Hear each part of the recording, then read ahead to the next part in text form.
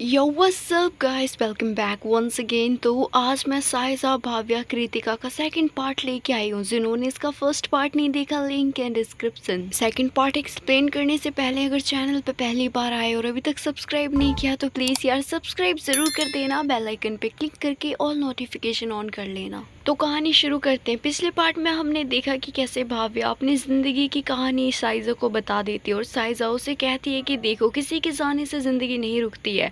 और साहिजा ऐसे ही बहुत हौसला देती है भाव्या को और साहिजा की बात भाव्या मान लेती है और भाव्या भी हर चीज को भुला के आगे बढ़ जाती है और वो एक जिंदगी की नई शुरुआत करती है। भाव्या ने तो अपनी बचपन से लेके जवानी तक की सारी कहानी साहिजा को पूरे अच्छे से बता दी थी और भाव्या भी साहिजा की कहानी जानना चाहती थी, इसलिए साहिजा उसे एक रेस्टोरेंट लेके जाती है। दोनों अंदर भी जाती है और अंदर बैठने के बाद साहिजा कहती है कि देखो, मेरी कहानी तुमसे बहुत अलग है, लेकिन कहानी मेरी प्यार की ही है, इसलिए मेरी कहानी सुनाते सुनाते कहीं सुबह ना हो जाए। कल तुम्हें कुछ काम तो नहीं है? अगर काम है तो रहने देते, कभी और सुन लेना मेरी स्टोरी। तो भाव्या कहती नहीं, मुझे कोई भी काम नहीं है और मेरे पास टाइम ही टाइम है। अब मेरा कोई इंतज़ार नहीं कर रहा, ना मैं किसी का इंतज़ार कर रही हूँ। तो साइजा कहती अच्छा, फिर तो तुम मेरी कहानी अच्छे से सुन पाओगी। तो भाव्या कहती हाँ सुनाओ ना। तो साइजा भी उसे अपने बचपन की कहानी, बचपन से लेके अभी तक की कहानी सुनाने लगती है। वो कहती है कि जब मैं छोटी थी, मैं पढ़ाई में बहुत अच्छी थी, इतनी अच्छी कि सभी लोग मेरे से सवाल पूछते थे कि तुम इतनी अच्छी कैसे हो। मोहल्ले के लोग तो मेरी तारीफों के पुल बांधते थे, लेकिन जो मेरे भाई बहन थे वो मेरे से गैरों की तरह बर्ताव करते थे। वो मेरे से जलते थे क्योंकि मैं बहुत अच्छी थी पढ़ाई में, इसलिए माँ बाप भी सबसे ज़्यादा मेरे से ही प्यार करते थे। और माँ बाप का प्यार देख के मेरे भाई बहन को अच्छा नहीं लगता था। वो लोग कभी भी मेरे से सीधे मुंह बात ही नहीं करते थे। और जैसा कि तुमने बोला कि तुम्हें भी प्यार नहीं मिला, सच बताऊं तो मुझे भी बचपन में प्यार नहीं मिला, बस माँ बाप का प्यार मिला। खैर, माँ बाप का प्यार ही दुनिया में सबसे बड़ा प्यार है, बस वो मेरे साथ है तो मुझे किसी और की क्या ही ज़रूरत। खैर, ये पढ़ाई लिखाई करते हुए पता नहीं कब बचपन बीत गया और मैं बड़ी हो गई और मैं 11th क्लास में आई। और जब मैं 11th क्लास में आई तो मैंने दूसरे स्कूल में दाखिला लिया और उस स्कूल में मुझे एक लड़की मिली जो कि ठीक मेरी जैसी ही थी, दिखने में भोली भाली, मेरी तरह ही अनाड़ी थी। उसे बस पढ़ाई लिखाई का ही पता था, बाकी और किसी चीज़ का, दुनियादारी के बारे में कुछ नहीं पता था। मैं उसी के साथ बैठती थी, उसी से बातें करती थी और किसी से बात नहीं करती थी। हम दोनों नए थे उस स्कूल में और ऐसे ही हमारी दोस्ती हो गई, लेकिन दोस्ती हमारी प्यार में बदल गई। मैं उसकी बहुत केयर करती थी और वो भी मेरी बहुत केयर करती थी। प्यार जताने में कोई कमी नहीं छोड़ती थी। मेरे से इतना प्यार करती थी कि स्कूल का खाना खाने से मना करती थी और वो खुद से घर से कुछ नया नया हर रोज़ मेरे लिए बना के लाती थी। और अगर कभी मैं स्कूल नहीं जाती थी तो वो तुरंत मेरे घर पे आ जाती थी हाल चाल पूछने के लिए। उस समय भले ही मैं 11th में थी, मैं बड़ी हो चुकी थी, लेकिन इस प्यार मोहब्बत के बारे में मुझे कुछ भी नहीं पता था और उसी ने मुझे सिखाया कि प्यार क्या होता है। भाव्या कहती अच्छा ये सब तो ठीक है, लेकिन जो आपकी गर्लफ्रेंड थी उसका नाम क्या है?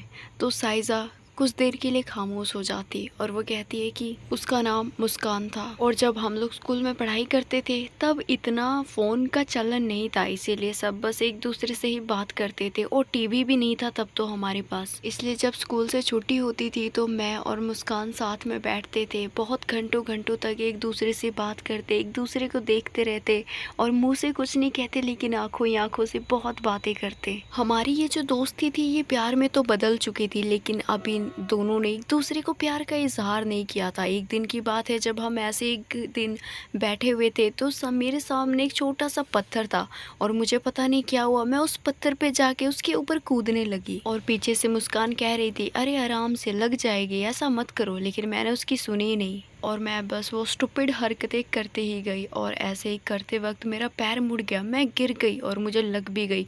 मुस्कान दौड़ते हुए मेरे पास आई और उसने मुझे कुछ भी नहीं कहा, लेकिन उसकी आंखों में आंसू थे और उसकी मासूमियत देख के मेरा मन किया कि मैं उसे चूम लूं। उसकी आंखों में मेरे लिए बहुत प्यार दिख रहा था, मैं अभी उसकी बाहों में थी, उसने दोनों हाथ से मुझे पकड़ रखा था। फिर अचानक से मुस्कान मुझे किस करने लगी, कभी वो मेरे माथे पे किस करती और कभी मेरे गालों पे।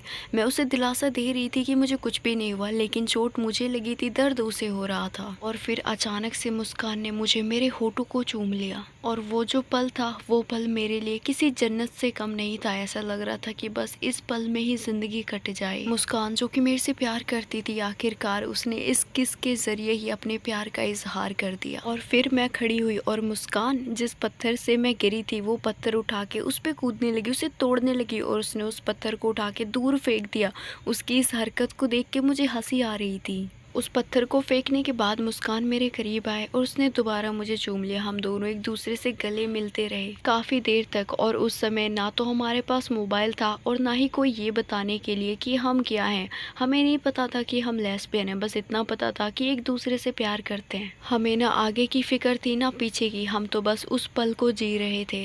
शाम हो गई थी इसलिए हम दोनों को अपने अपने घर जाना पड़ा। घर जाने के बाद रात को सोते वक्त मुझे मुस्कान की बहुत याद आ रही थी। जो भी उसने मेरे साथ शाम को किया, मेरा मन कर रहा था कि मैं अभी जाके उसके साथ करूं। बड़ी मुश्किल से वो रात कटी थी और रात कटने के बाद तुरंत स्कूल गए। और स्कूल जाने के बाद जब मैंने मुस्कान को देखा, मुस्कान ने मुझे देखा, दोनों की आंखों में चमक आ गई। दोनों एक दूसरे को देख के बहुत खुश थे। और जब हम दोनों क्लास में बैठे थे तो मुस्कान ने बोला कि अच्छा, कल जो मैंने तुम्हें चुम्मी दी वो चुम्मी पा के तुम्हें कैसा लगा। उसकी ये बात सुन के मुझे शर्म आई और मैंने बोला कि जब तुमने मुझे चुम्मी दी तो अंदर मुझे बहुत गुदगुदी हो रही थी, मुझे बहुत मज़ा आ रहा था, मेरा तो मन ही नहीं कर रहा था कि तुम्हें छोड़ूं। तो मुस्कान कहती अच्छा तुम्हें मज़ा आया क्या, वो चुम्मी तुम्हें दोबारा चाहिए। तो साइज़ा शर्माते हुए कहती अरे इसमें भी कोई पूछने की बात है। तो अब मुस्कान भी शर्माते हुए कहती अच्छा ठीक है, जब स्कूल की छुट्टी होगी तो हम दोनों दोबारा वहीं पे जाएंगे और मैं फिर तुम्हें एक चुम्मी दूंगी। तो साइज़ा कहती अरे मेरे से इतना इंतज़ार नहीं होता यार, चलो ना अभी दे दो मुझे, वैसे भी कोई नहीं देखेगा। तो मुस्कान उससे कहती था पागल, कोई देख लिया तो लेनी की देनी पड़ जाएगी। मुस्कान की ये बात साइज़ा समझती है और वो छुट्टी होने का इंतज़ार करती है। और जब छुट्टी हो जाती है तो साइज़ा मुस्कान का हाथ पकड़ती है और दोनों वहीं पे जाते हैं जहाँ पे उन दोनों ने फर्स्ट टाइम एक दूसरे को चूमा था। दोनों एक दूसरे को फिर से किस करते हैं और इस पल को फिर से जीते हैं। दोनों अब अच्छे से रिश्ते में आ चुके थे और दोनों को रिश्ते में आए करीब 1 महीना हो चुका था। और इस 1 महीने में दोनों ने एक दूसरे को 300 से ज़्यादा बार किस किया, लेकिन सिर्फ किस ही किया क्योंकि इन दोनों को पता ही नहीं था कि इसके आगे भी कुछ कर सकते हैं। अब गर्मियों की छुट्टी हो चुकी थी और साइज़ा हर रोज़ मुस्कान को अपने घर बुलाती पढ़ाई करने के बहाने। और दोनों पढ़ाई करने के लिए आते तो थे घर पे, लेकिन घर पे मौका देखते एक दूसरे को चूम लेते थे। उस समय साइज़ा का घर बहुत छोटा था और मुस्कान का घर भी बहुत छोटा था, बस 2 कमरे ही थे। और साइज़ा के जो भाई बहन थे वो भी रहा करते थे और मम्मी पापा भी थे, इसलिए दोनों के पास ज़्यादा जगह नहीं थी कि जहाँ दोनों खुल के एक दूसरे को चाह सकते थे। साइज़ा के जो भाई बहन थे वो तो पहले से ही साइज़ा को पसंद नहीं करते थे, लेकिन अब जैसे जैसे मुस्कान साइज़ा के घर आती रहती थी वैसे वैसे अब उसके भाई बहन मुस्कान को भी नापसंद करने लगे। पहले तो मुस्कान एक दिन छुड़ा के दूसरे दिन साइज़ा के घर आती थी, लेकिन अब तो मुस्कान रोज़ रोज़ साइज़ा के घर आती और घंटों घंटों रुकती। अगर वो सुबह 10 बजे आती तो शाम को 3 या 4 बजे जाती। और मुस्कान का साइज़ा के घर रोज़ रोज़ आना अब तो साइज़ा के मम्मी पापा को भी खटकने लगी ये बात कि ये लड़की रोज़ रोज़ क्यों आती है।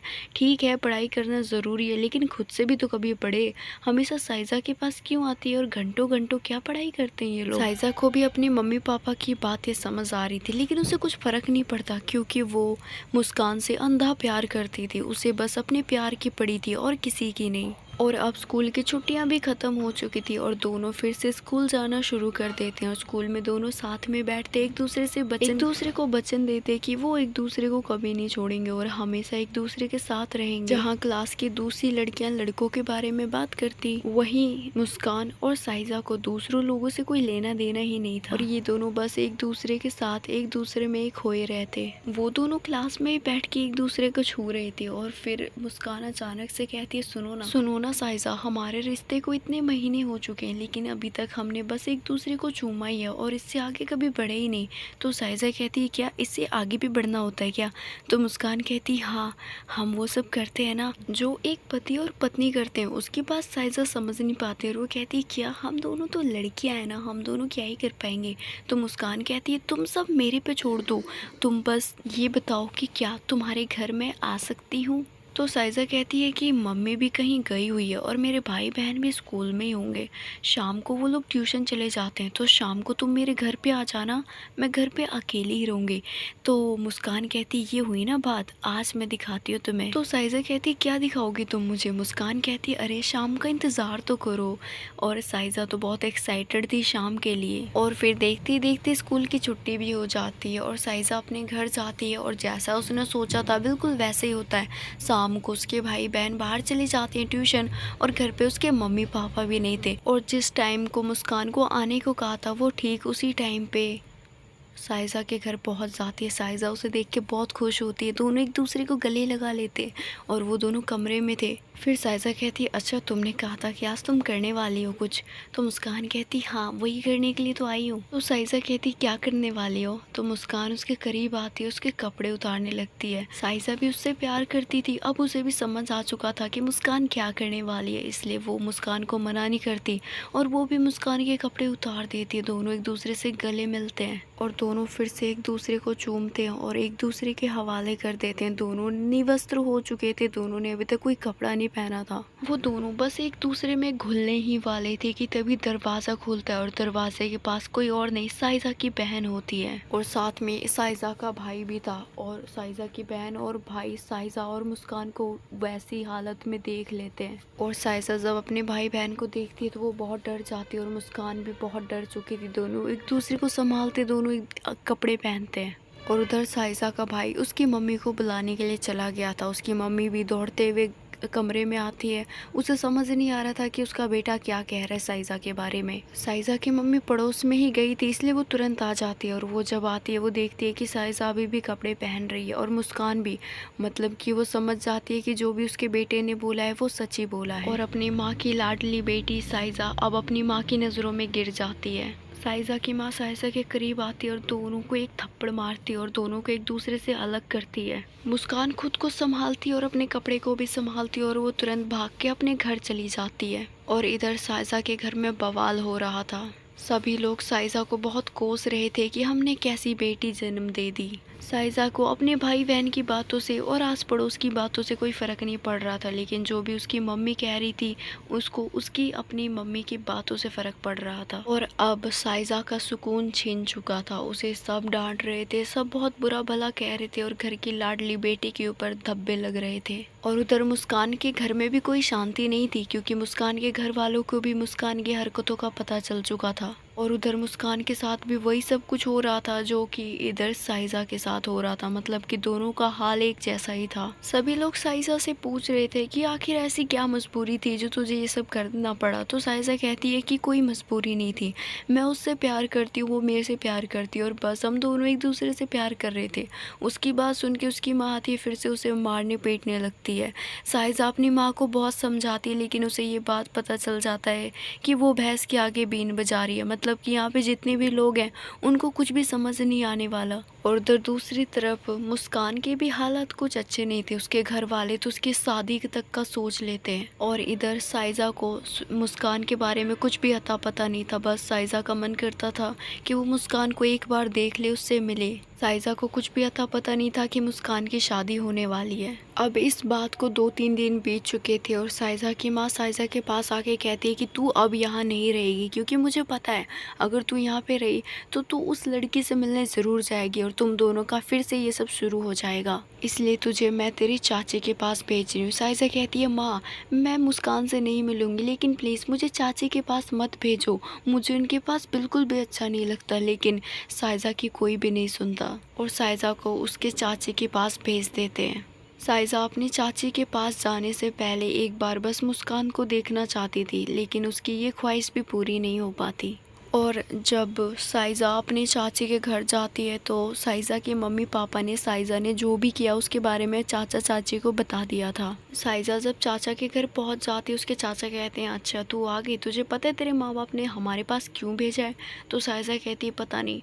तो उसके चाचा कहते हैं तुझे सुधारने के लिए भेजा है, फिक्र मत कर, हम तुझे सुधार देंगे। ये जो तुझे बीमारी हुई है ना, जो तू लड़की होकर लड़की को पसंद कर रही है, ये बीमारी हम तेरे अच्छे से निकाल देंगे। अपने चाचा की ये बात सुन के साइजा समझ चुकी थी कि अब उसके साथ जीते जी क्या क्या होने वाला है। वो अंदर से बहुत टूट जाती, वो कमरे में जाती, उसके पास चाची आती है। उसकी चाची बहुत अच्छी थी, वो पढ़ी लिखी थी। वो चाची साइजा को कहती, अरे तेरे चाचा तो गुस्से में होते हैं तो कुछ भी बोल देते हैं, तू फिक्र मत कर, तेरे साथ कोई बुरा नहीं करेगा, मैं हूं ना, मैं तुझे प्यार से समझाऊंगी। चाची जी भले ही बहुत पढ़ी लिखी थी, लेकिन उन्हें भी इन सब लेस्बियन के बारे में नहीं पता था। और अब साइजा को मुस्कान की बहुत याद आने लगती है। साइजा को कुछ भी नहीं पता था कि मुस्कान किन हालातों में है और किन हालातों से वो गुजर रही है। और साइजा को चाची के पास रहते रहते 2 महीने हो चुके थे, और इन 2 महीनों के बीच में साइजा की माँ साइजा का हालचाल पूछने आते रहती थी। वो देखती थी कि क्या साइजा बदली है या नहीं, और साइजा अपनी मम्मी को दिलासा देते हुए ये दिखाती थी कि वो बदल चुकी है, अब उसे लड़कियां अच्छी नहीं लगती। साइजा बस बाहर से ही दिखावा कर रही थी, लेकिन अंदर से उसे मुस्कान की बहुत फिक्र हो रही थी, और फिक्र के चक्कर में उसे चिंता अंदर ही अंदर खाई जा रही थी। एक दिन की बात है, जब बाहर से सब्जियां लानी थी, चाची जी कहती है कि मेरे तो पैर में दर्द हो रहा है, मैं नहीं जा पाऊंगी। घर पे चाचा जी भी नहीं थे, और अब साइजा ने सबको ये दिलासा, ये यकीन दिला दिया था कि उसे लड़कियां अच्छी नहीं लगती हैं। चाची को भी ये लगा था कि शायद साइजा सुधर गई है, तो वो कहती है बेटा तू अकेले ही चली जा। तो साइजा अपनी चाची की बात नहीं मानती है, और वो बाजार में चली जाती हैं सब्जियां लेने के लिए। और वो जब सब्जियां ले रही थी तो पीछे से आके कोई उसे कस के गले लगा लेता है, और साइजा जब पीछे पलटती है तो वो जिसने उसको गले लगाया था वो कोई और नहीं, वो साइजा का प्यार मुस्कान थी। उसने मुस्कान को इतने महीनों के बाद देखा था, उसके तो हाथ पैर कांप रहे थे, क्योंकि उसने इतने दिनों के बाद जो देखा था अपने प्यार को। मुस्कान जो एक बार साइजा को गले लगाई वो छोड़ती नहीं है, और वो कहती है कि तुम्हें नहीं पता, मैंने बहुत मुश्किल से तुम्हें ढूंढा और तुम्हें देखा है, तुम्हें नहीं पता कि इन महीनों में मैंने क्या क्या देखा। तो साइजा उसके आंसू पोंछते हुए कहती है कि बस कुछ भी मत भूलो, सब तुम्हारी आंखों में दिख रहा है मुझे कि तुम किस किस चीज़ों से गुजरी हो। मुस्कान कहती है कि साइजा मुझे वापस घर नहीं जाना, बड़ी मुश्किल से घर से निकली हो, तुम भी घर वापस मत जाओ, दोनों कहीं भाग चलते हैं। कुछ देर के लिए साइजा भी कहती है हाँ भाग चलते हैं, लेकिन उसे ख्याल आता है अपने चाचा जी का। उसके चाचा जी की पहुंच बहुत दूर दूर तक है, वो दोनों कहीं भी जाए चाचा जी उन दोनों को ढूंढ ही लेंगे। तो साइजा मुस्कान को प्यार से समझाते हुए कहती है कि देखो हम भागेंगे, लेकिन सही मौका आने दो, अभी अगर हम भागे तो कोई फ़ायदा नहीं होगा, बस नुकसान ही होगा, तो थोड़ा सब्र करो। तो साइजा की बात मुस्कान मान लेती है, और साइजा कहती है कि अभी तो तुम घर जाओ, क्योंकि मुझे नहीं पता मेरी चाची जी कहीं ढूंढते हुए ये इधर ना आ जाए, इसलिए मुझे जाना ही पड़ेगा, लेकिन फिक्र मत करो, हम दोनों कभी ना कभी मिलेंगे ज़रूर। लेकिन उस दिन के बाद मैंने मुस्कान को कभी नहीं देखा, और जब मैंने अपनी पढ़ाई पूरी कर ली, मैंने अपने घर वालों को साफ साफ कह दिया कि मैं चाहकर भी किसी लड़के के साथ शादी नहीं कर सकती। उन लोगों ने मेरे साथ हाथापाई करने की कोशिश भी की, और लास्ट में मुझे घर से भागने के सिवा और कोई रास्ता ही नहीं दिखा, इसलिए मैं घर से भाग गई। और उस दिन के बाद न घर वालों ने मुझे ढूंढा, ना मैंने कभी घर वालों को ढूंढा, और आज इस बात को 15 साल हो चुका है, लेकिन मैं आज भी मुस्कान की तलाश में हूँ, मैं आज भी उसे ढूंढती हूँ, उसे मुझे ऐसा लगता है कि वो मेरे आसपास ही है। साइजा की कहानी सुनने के बाद भाविया की आंखें नम हो जाती है, और वो कहती है साइजा आपको पता है? तो साइजा कहती है क्या?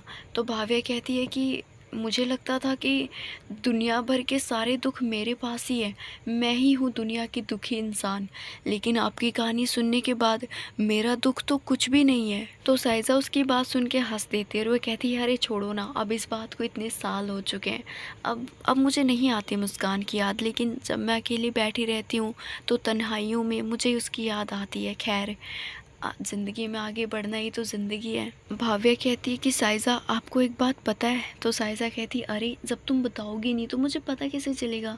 तो भाव्या कहती है कि सच बताऊं, जब रात को मैं सो रही थी आपकी बातें याद कर रही थी, तो मुझे आपकी बातें याद करके सुकून की नींद आई थी, और सुबह उठ के मुझे आपकी बहुत याद आ रही थी, और शायद मुझे आपसे प्यार हो गया, लेकिन अब मैं आपके ज़िंदगी में नहीं आऊँगी कभी भी, क्योंकि आप जिससे प्यार करते हो वो बहुत महान है, और मैं कभी भी मुस्कान की जगह नहीं ले पाऊँगी। और भले ही मैं मुस्कान की जगह नहीं ले पाऊँगी, लेकिन सच बताऊँ साइज़ा, इन दिनों में जितने दिन भी मैंने तुमसे बात की, जितने भी घंटे तुम्हारे साथ बिताए, इन घंटों में, इन दिनों में मुझे आपसे प्यार हो गया। और मुस्कान बहुत भाग्यशाली है कि आपने उसे प्यार किया, और मैं तो बस यही कहूँगी कि मुस्कान जहाँ भी हो खुश रहे, और वो आपकी ज़िंदगी में आ जाए। फिर साइज़ा कहती है कि देखो भाव्या, अब मुझे कोई भी उम्मीद नहीं है कि मुस्कान मेरी ज़िंदगी में आएगी, क्योंकि उसका कुछ अता पता नहीं है वो है भी या नहीं। तो साइज़ा की ये बात सुनने के बाद भाव्या थोड़ा साइज़ा के करीब आती है और वो कहती है कि क्या क्या आप मुझे मुस्कान की जगह देंगी? क्या आप मुझे एक बार मौका देंगी प्यार करने का? यकीन मानिए, मैं आपको बहुत प्यार करूँगी। हम दोनों का बचपन एक जैसा ही था, जवानी भी एक जैसी ही थी, और इस उम्र में जब अब हम दोनों एक साथ हैं, ये साथ भी एक जैसा ही है। आपको भी सिर्फ प्यार चाहिए और मुझे भी सिर्फ प्यार ही चाहिए। भाव्या की ये बात सुनने के बाद साइज़ा मुस्कुराती है और वो मुस्कुराते हुए कहती है कि देखो भाव्या, मैं इन प्यार मोहब्बत से बहुत आगे बढ़ चुकी हूँ। मैंने एक शख्स पे ही अपनी मोहब्बत ख़त्म कर दी, दोबारा शायद किसी से प्यार नहीं कर पाऊँगी। और तुम मेरे से प्यार करती हो, अच्छी बात है, लेकिन शायद मैं तुम्हें प्यार नहीं दे पाऊँगी, लेकिन हाँ, तुम मेरी दोस्त बन सकती हो। और भाव्या साइज़ा की एक बहुत अच्छी दोस्त बन जाती है और इन दोनों की कहानी यहीं पे ख़त्म हो जाती है। और ये अभी दोस्त हैं, लेकिन क्या पता भविष्य में एक दूसरे से प्यार हो जाए, क्योंकि दोस्ती प्यार में कभी भी बदल सकती है। तो शायद क्या पता इन दोनों की दोस्ती भी भविष्य में प्यार में बदल जाए। So guys, thanks for watching. Hope करती हूँ कहानी पसंद आई होगी। पसंद आई तो वीडियो को लाइक करना, चैनल पे पहली बार आए हो तो प्लीज़ यार सब्सक्राइब ज़रूर कर देना। और अगर आप मुझे इंस्टा पे फॉलो करना चाहते हो तो लिंक है डिस्क्रिप्शन। अभी के लिए बस इतना ही, मैं मिलती हूँ आपसे नेक्स्ट स्टोरी में।